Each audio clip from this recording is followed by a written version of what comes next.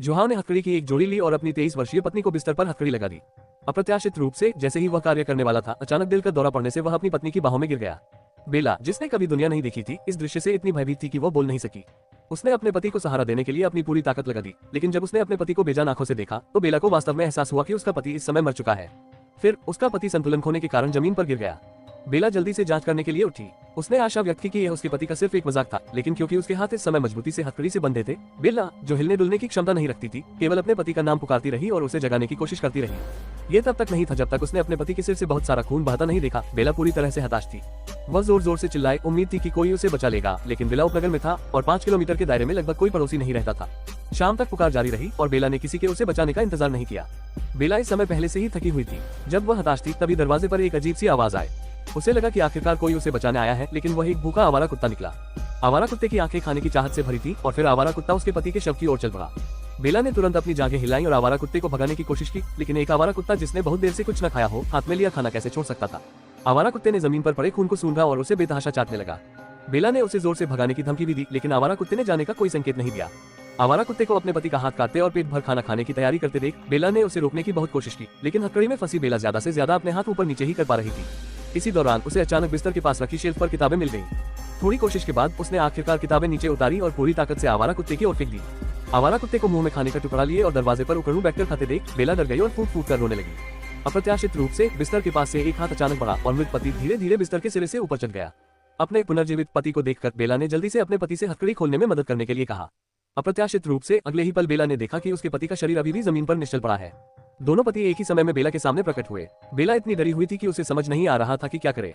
फिर उसके पति ने बेला को याद दिलाया कि अगर वह बिस्तर में फंसी नहीं रहना चाहती और भूख से मरना नहीं चाहती तो बेला खुद को बचाने की कोशिश कर सकती है। बेला ने इधर उधर देखा और अपने दाहिने हाथ पर निशाना साधा। हालांकि चाहे उसने कितनी भी कोशिश की, वह छूटने का कोई फायदा नहीं हुआ। आखिरकार अपनी छोटी उंगली तोड़कर वह हथकड़ी से आजाद हो गई। एक हाथ आजाद होने के बाद बेला जल्दी से बिस्तर से उठी और पलंग के उस खंभे को तोड़ दिया जिससे बाकी हथकड़ियां बंधी थीं। 10 मिनट से ज्यादा की कड़ी मेहनत के बाद बेला आखिरकार आजाद हो गई। लेकिन जब उसने फिर से पीछे मुड़कर देखा तो उसने पाया कि जो कुछ भी हुआ था वह सिर्फ एक भ्रम था। अब बेला के मतिभ्रम सिर्फ उसके पति के बारे में ही नहीं बल्कि उसके अपने बारे में भी थे। बेला के कानों में दोनों मतिभ्रम गूंजते रहे। बेला बस अपनी आंखें बंद करके दोनों मतिभ्रमों को जल्द से जल्द गायब होने दे सकती थी। इसी समय उसने अचानक पलंग के पास रखी मेज पर एक मोबाइल फोन देखा। जब तक वह फोन पा सकती है उसे बचाने वाला कोई न कोई जरूर मिल ही जाएगा। बेला की लंबाई 1.9 मीटर होने के बावजूद उसकी पतली जांघें बेड साइड टेबल पर रखे फोन तक नहीं पहुंच पा रही थी। बेला भागने की कोशिश कर रही थी, तभी आवारा कुत्ता खाने का तीसरा टुकड़ा कुतर रहा था। उसके पति की मौत को 19 घंटे हो चुके थे और बेला की शारीरिक शक्ति लगभग समाप्त हो चुकी थी। उसे अचानक याद आया कि उसके पति ने मरने से पहले बिस्तर के सिरहाने शेल्फ पर एक गिलास पानी रखा था। हालांकि इससे उसकी भूख तो नहीं मिट सकती थी, लेकिन कम से कम उसकी शारीरिक शक्ति थोड़ी बहाल हो सकती थी। उसने अपने दाहिने हाथ से शेल्फ उठाया और बाएं हाथ से कप को उसी क्षण पकड़ लिया जब वह शेल्फ से फिसलने ही वाला था, लेकिन उसके सामने उसका पति बेला पर हंसने लगा। ये देखकर कि कप पिया नहीं जा सकता, बेला, जो बहुत भूखी थी, अपनी नाराजगी दूर करने के लिए कहीं नहीं थी। वह बस कप को वापस शेल्फ पर रख सकती थी और कोई और उपाय सोच सकती थी।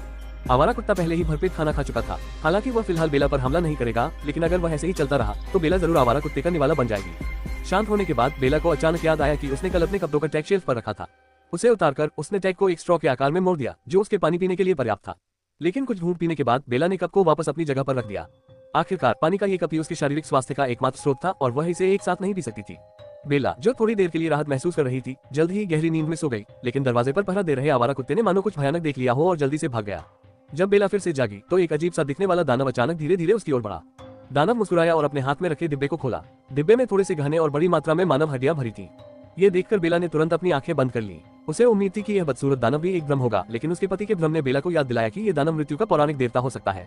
हालांकि जब बेला ने अपनी आंखें खोली तो दानव सचमुच एक भ्रम की तरह गायब हो गया, लेकिन उसके हाथ जो 30 घंटों से हथकड़ी में जकड़े थे बैंगनी और सुन्न हो गए थे। घर में वापस आया आवारा कुत्ते ने बेला के दाहिने पैर को चाटा और बेला के दाहिने पैर पर झपट पड़ा। सौभाग्य से बेला द्वारा उसे लात मारने के बाद आवारा कुत्ते ने हमला छोड़ दिया और दूर चला गया, लेकिन बेला की सुरक्षा केवल अस्थायी थी। उसे बचने के लिए जल्द से जल्द हथकड़ी तोड़नी थी। उसने शेल्फ पर रखे कप को देखा और अचानक उसके दिमाग में एक विचार आया। जब तक वह कांच तोड़ती वह अपने बाएं हाथ को घायल कर सकती थी और खून बह सकता था और खून की चिकनाई का उपयोग करके अपने हाथ को हथकड़ी से बाहर निकाल सकती थी।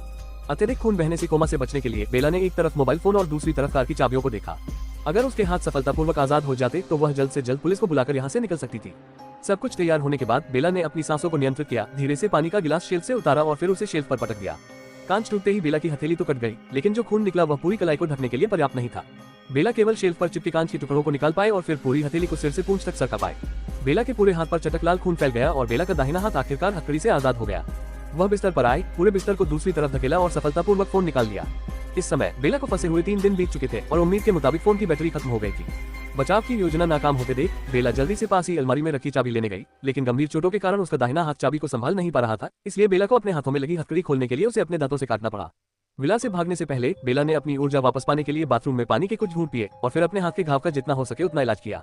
हालांकि जैसे ही बेला कार की चाबी लेकर जाने वाली थी, अत्यधिक खून बहने के कारण वह वहीं बेहोश हो गई। जब वह फिर से उठी तो आवारा कुत्ता उसे अपना भोजन समझ चुका था। बेला ने अपनी पूरी ताकत लगाकर आवारा कुत्ते को भगाया और फिर बड़ी मुश्किल से उठकर कार ले आए। जैसे ही वह कार के हॉर्न की आवाज से जागी, आवारा कुत्ते ने दरवाजे से बाहर ऐसे देखा जैसे उसने कोई भूत देख लिया हो और फिर डर के मारे एक कोने में भागकर छिप गया। बेला उत्सुकता से वहां गई और उसने उस बदसूरत विशालकाय व्यक्ति को देखा जो पहले दिखाई दिया था, जो गलियारे के अंत में खड़ा था। पहले विशालकाय के गायब होने से बेला को गलती से लगा कि इस बार का विशालकाय भी एक भ्रम था, इसलिए उसने हिम्मत जुटाई और अपने हाथ की हीरे की अंगूठी विशालकाय के गहनों के डिब्बे में रख दी। फिर वह रातों रात विला से चली गई, लेकिन क्योंकि बेला ने 3 दिनों से कुछ नहीं खाया था और अत्यधिक रक्त की कमी के कारण मानसिक रूप से उदास थी, वह जल्द ही थकान के कारण एक बड़े पेड़ से टकरा गई और बेहोश हो गई। जब बेला फिर से उठी तो वह पहले से ही अस्पताल में थी। उसके दाहिने हाथ को छोड़कर जिसे ठीक होने में समय लगा, उसका बाकी शरीर मूल रूप से ठीक था। उसने सोचा कि घटना खत्म हो गई है, लेकिन अप्रत्याशित रूप से बदसूरत विशालकाय अक्सर अगले दिनों में बेला के सपनों में दिखाई दिया। जब बेला इस दुर्वक्त से छुटकारा न पा पाने के कारण बेहोश हो गई, तो एक खबर ने उसके दिल को पूरी तरह से झकझोर दिया। खबरों में एक आदमी जिसकी पीठ पर एक बैग था, अदालत में मुकदमा चलाने वाला था और यह आदमी वही बदसूरत विशालकाय था जो अक्सर बेला को परेशान करता था। पता चला कि वह दानव एक कब्र लुटेरा था जिसके अंग गतिविधि हो चुके थे और वह एक वास्तविक इंसान था और अदालत ने उसे कब्र की बड़ी लूट के लिए आजीवन कारावास की सजा सुनाई। दानव द्वारा लाए गए सहाय के बिना बेला का जीवन आधिकारिक तौर पर सामान्य हो गया।